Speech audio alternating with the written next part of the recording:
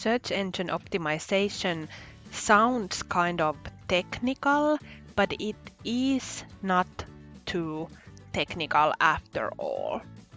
Search engine optimization means that you are doing continuous actions with your content on your website or your e-commerce store or your blog or your any content, so it is easy to find for the search engines and by that for your customers.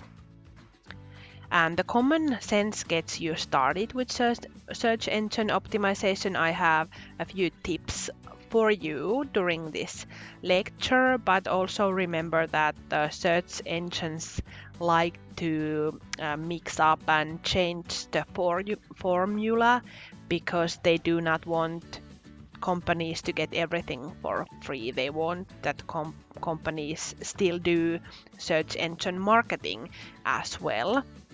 So some things you can optimize quite good, but some things change along the way. But great help for your search engine optimization is the different kind of software, for example Google Search Console or Google Trends, to find the right words to use. And when you are producing content to your website, Yoast for example is for WordPress. It gives you a rating of that particular page. Is it good or is it not, and how to improve your search engine findability with that particular page.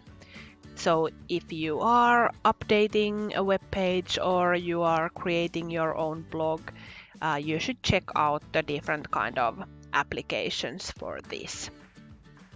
And the customers might not know the right words when they enter the search engines, so you have to be smart with your content to guide the customer. For example, if you are a ballet school owner, so you have a dance school, people might not write to Google ballet classes in Tampere. They might write down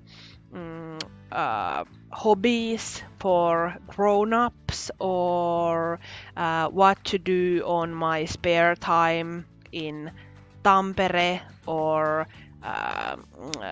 exercise activities that develop your coordination or something like that, and then find your website.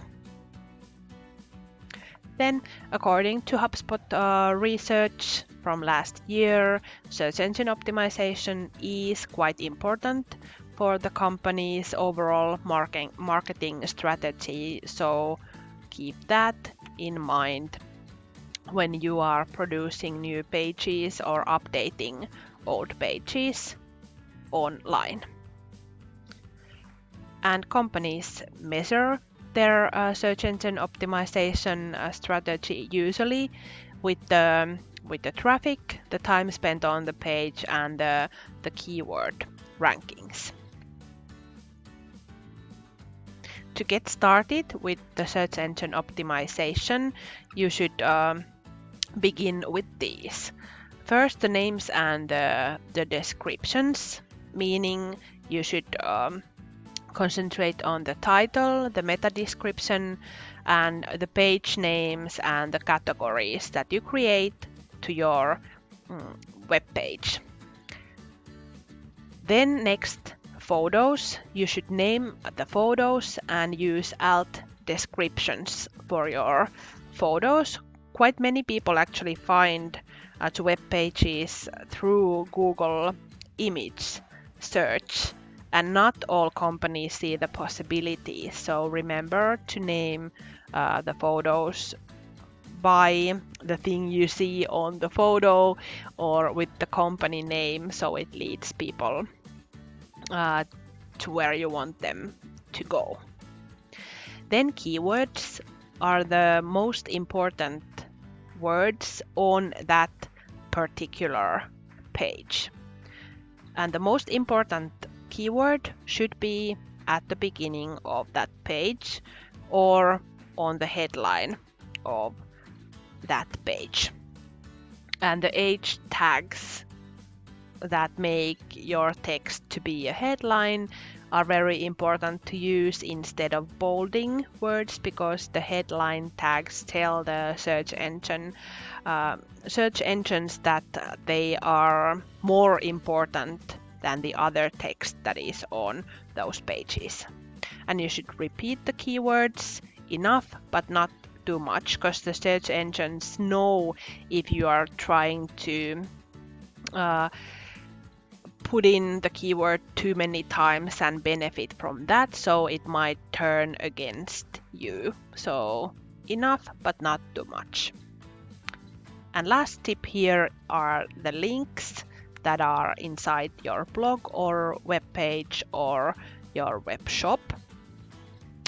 You could use internal links, meaning that you link from one product to another, or if you are writing a blog post, you mention that have you read this previous post about this and this, or you should check out these categories as well.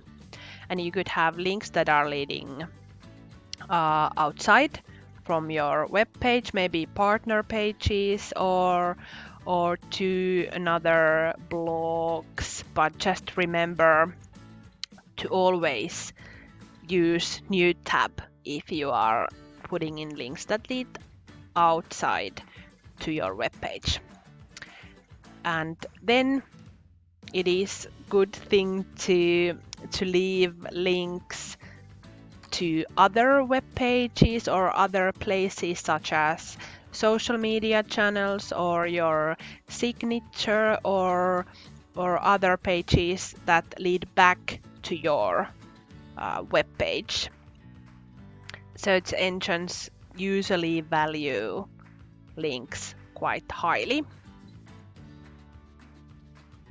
Then when you are planning structural search engine optimization,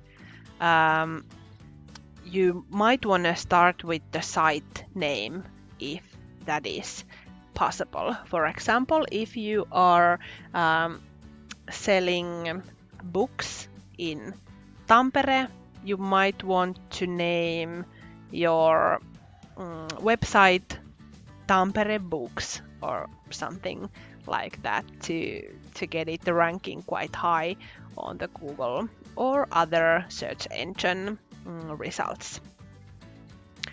The names of the pages and the categories should be named accurately and search friendly, meaning that if you are selling like beachwear to people, it should be named beachwear or swimsuits or something like that, and not category for your hot summer day or something like that. So it should be accurately and something that people are searching in the search engines. And the front page, or if you have a landing page for a campaign or whatever, it should be summarizing the most important things. So whatever is at the beginning of the first page or the landing page, or whatever is headline tagged to be bigger, it is more important for the search engines. So the first sentence should tell the most important thing, and it should contain at least one keyword.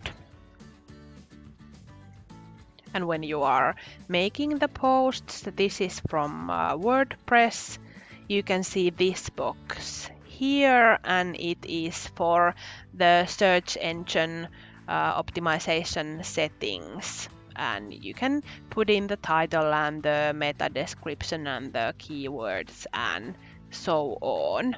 And in here you can use the headline tags. So remember to use those instead of bolding. The title is the page headline that you can see at the top of your browser or as a headline in those Google search results. You can see it here with the beautiful arrow, and in there should be at least one or couple of important keywords or search phrases, or if the location is important, you should put that in here. It's Suomen digimarkkinointi, the Finnish digital marketing. And the length is around 50 to 60 characters. Then the meta description is the text that you see below the title in the Google search results, and you should summarize the most important things and maybe put in a call to action or otherwise make the text clickable or make the people want to click your link. And if you have not defined the meta description yourself, Google will usually automatically snip some of the text from that page that is that has the key phrase in it that the customer is searching. So you might want to ask a question or add a CTA or put in those keywords again. And the length varies a little bit. It has been around 150 or 160, and at one point it was even 300 characters. So you should look into it and put in at least 150 characters, and it will or won't show the rest to the Googles of the world. Then last but not least, we are talking about the photos in search engine optimizations. The words and the descriptions in the photo, the alt text, also affect your site's ranking in the search engines, and many people find to places with the Google image search. So name and save the image that contains some relevant keywords for you and not the image 001 or so on. And the alt text is quite important because it affects the accessibility and reads the information that is in the image for those who cannot see the image themselves. And the EU Accessibility Directive obligates nowadays that organizations and projects that are publicly funded must use the alt text to be more accessible to all the people, those who can and those who cannot see as well. So this was my video about search engine optimization. Thank you, and let's move forward.